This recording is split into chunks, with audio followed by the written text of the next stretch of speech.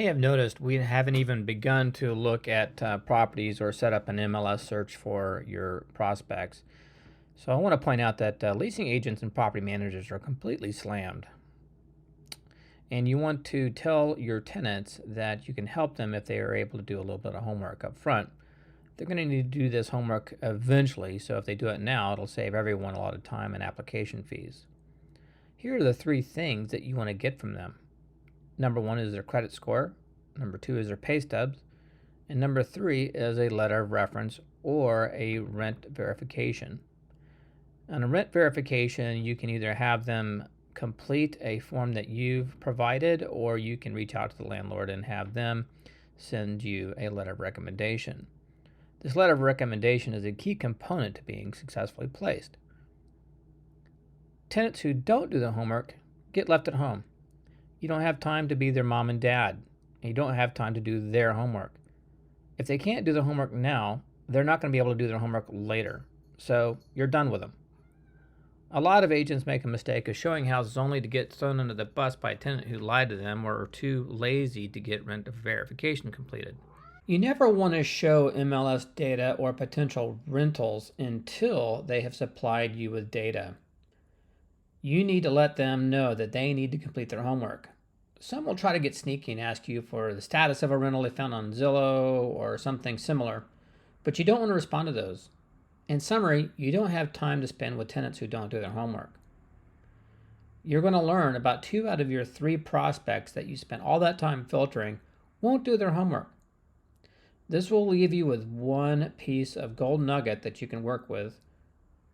The person who's done all their homework has a high chance of getting the rental that they want, and consequently, you're going to get a commission.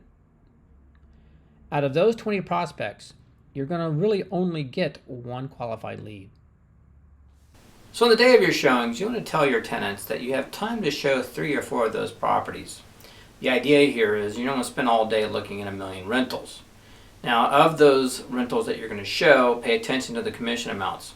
If you have a listing agent that is cheap and is paying less than a $300 commission, you need to be upfront with your tenants and ask them if they're willing to pay the difference. Usually it's $50. If the tenant isn't willing to pay that difference, then it might be a good time to cut them loose. If they are willing to pay the difference between what the offering amount is and your minimum requirement is, you need to proceed on. When you do in the morning prior to your showings, you're going to do a geographical sequence in which you're going to show those properties. Don't forget to bring your duties owed, and don't forget to bring a old-fashioned LVR application if appropriate.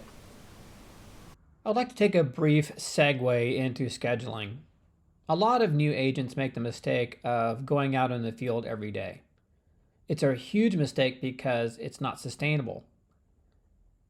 A proper methodology is to go in the field every other day so that you can spend every other day in the office doing your homework and getting your schedule squared away.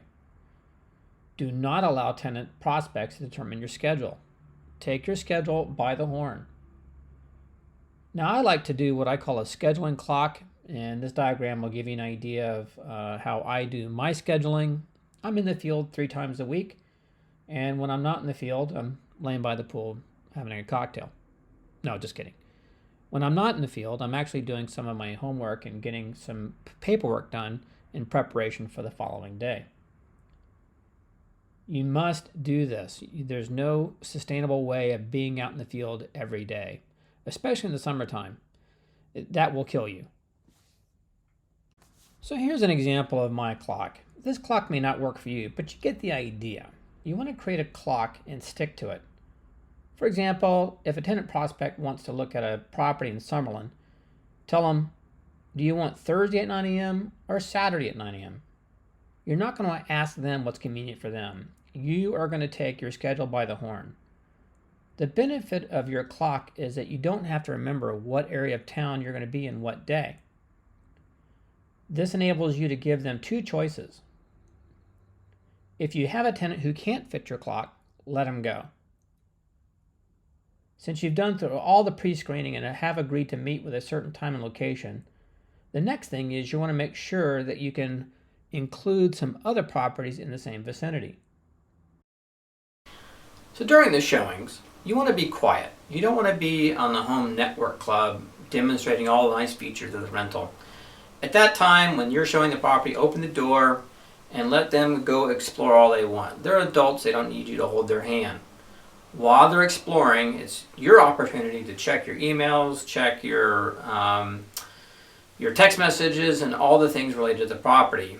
If the prospects are interested in the rental that they're showing now, then what you want to do is text the listing agent immediately and go, hey, is this property still available?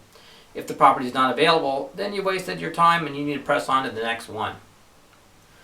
After you show the second property, you got to drop the bomb on these tenants. When you drop a bomb, what I mean by that is you're going to have a come to Jesus moment with them, and you're going to say explicitly, this is the only free time that you're going to show properties. This means if they want to go out and look at another group of properties next week, they're going to have to pay in advance.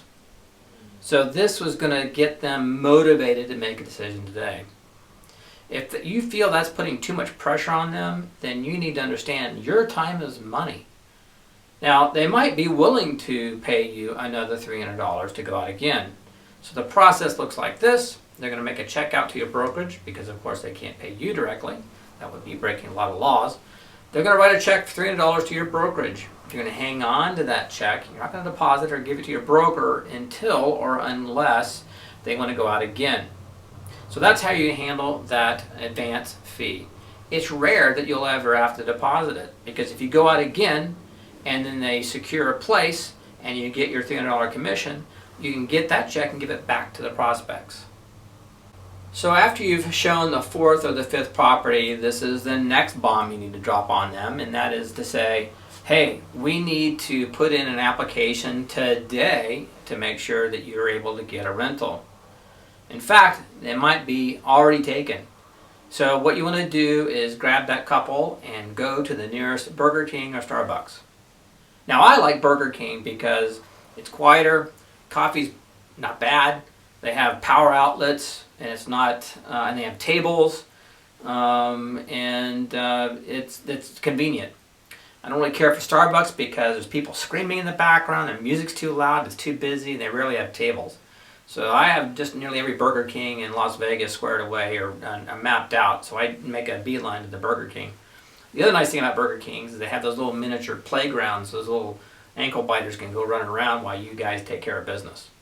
So after you got a cup of coffee or something to drink, you want to sit down and whip out that duty zode to make sure you're compliant. And then in that duty zode, you're going to simply say, hey, this is the Boy Scouts oath that I'm going to take care of you, and it's disclosure that you're a licensed agent. And then what I like to use Cam Scanner, and the benefit of a Cam Scanner that's in my phone, I can take a scan of that duty zode, I can upload it to my Dropbox, and then I have it for my files. And then I can just give them that duty zode and I'm done with that. If they have to fill out an LVR application, no worries, they can fill it out right there while you're sitting there at the table. Again, you cam scan that application and you send that along with the homework they've already completed that's in your laptop to the listing agent. Boom, you're done. Now, if they have to do it online, no worries, they can sit right next to you and they can just fill that bad boy out right then and there. Don't let them leave until they've completed the application. If you let them leave and walk away without filling out an application, there's a 90% chance you're going to do this all over again. Why? Because even though they'll tell you they're going to fill it out at home, they don't. They see a squirrel and they forget all about it, and then they'll call you 3 days later and go, is that property still available? And you want to scratch your eyes out. So don't leave, don't get out of the table until you fill out the application. So once they've submitted the application, what you're going to want to do is reach out to that listing agent and send them your W-9 and confirm that they've received the application for your prospects.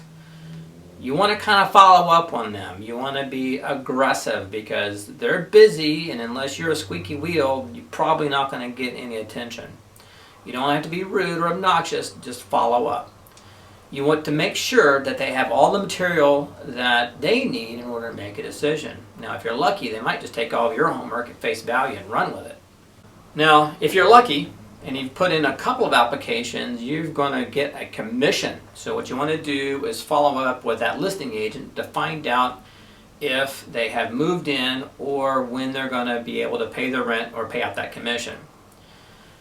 Sadly, a lot of property management companies are slow to pay. That's not because they're trying to dodge you, it's because they're busy, and your commission is the last thing on their mind.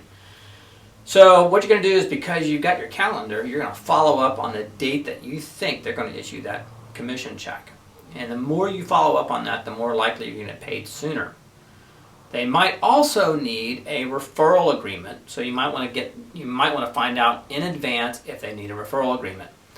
If that's the case, you reach out to your broker, get that referral agreement signed, and send it back to them. So every property management company is a little bit different. It may not be a bad idea to have several of these referral agreements pre-signed by your broker in your back pocket so that you don't have anything to worry about in the future. Frankly, if you have a broker that demands these things, you might want to switch brokers because that's a little too much. And especially if they're not willing to sign it in advance. So here is your future gold. What you want to do is make sure that this awesome person that you just placed goes into your drip system on prospects. What you want to do is follow up on them on a monthly basis on tips and techniques on what they need to do in order to buy a home and escape the rent trap. That's another video on escaping the rent trap. But anyway, for right now, what you want to do is make sure they get dripped on. About month number 9, what you want to do is call them up and say, hey, listen, your lease is about to expire. It's going to expire in 3 months. I want to know if you're ready to buy a home. In most cases, they're not ready, which is fine. But what you want to do is you want to get ahead of the property management company, because the property management company is going to wake them up on month number 10. So you want to get ahead of the property management company and grab that buyer tenant before the property management company does. And by the way, that's where a lot of our money comes from, is properly placed tenants. So you want to get it before the listing agent gets it. So what you want to do is follow up on them. Again, this is where the tool of a calendar is all the difference in the world. If you use your calendar effectively, you won't have to be doing this grind for the rest of your life, and it'll only last a short period of time. So all these prospects are going to go into your prospect system, and you're going to follow up on a regular basis. So I hope you enjoyed my video on how to make $1,000 a week. It is difficult to do, but it can be done as long as you have the proper tools and the proper habits. So let's go over those things that you need. Let's summarize the video on what we talked about today. First thing is, you want to make sure you have the proper tools and the proper habits, right? You want to make sure you've got the phone, your laptop, and all those things. And you want to have a consistent work ethic. If you do those things up front, you're going to be in business. Then you're going to make sure that you create advertising that will make your phone blow up. Once your phone blows up, you're going to create a system of filtering out all those tenants that aren't qualified for a cupcake. You want to take that one prospect, package that prospect up with their credit score, their income statement, and a landlord reference, and you're going to pitch that prospect to the listing agents. You're going to make sure the properties are available. Then you're going to go show the property so that you can close that day, not the next day, that day. You're going to have them sit at the table and fill out an application and submit an application so that they get approved and get the rental that they want. This is how you make money doing leasing.